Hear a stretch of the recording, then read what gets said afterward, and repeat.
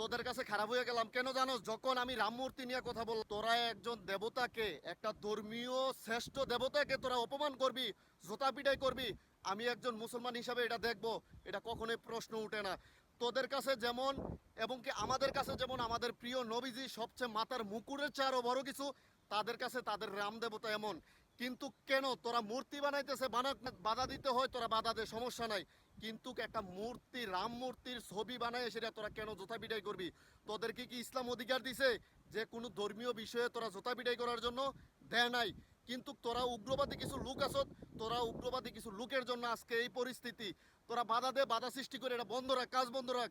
কিন্তু কেন জোতাই পিটাই করবি?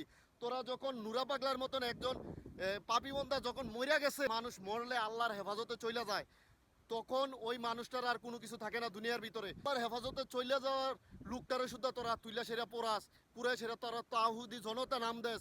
তোরা আবার ইসলাম পালন করবি? তোরা তো ইসলাম পালন করতে আইসস না, তোরা ইসলামের ক্ষতি করার জন্য আইসত। বিশ্বের দরবারের ভিতরে এবং কি বিশ্বের কাছে ইসলামের ভাবমূর্তি নষ্ট করার জন্য তোরা এইগুলা করতেছ।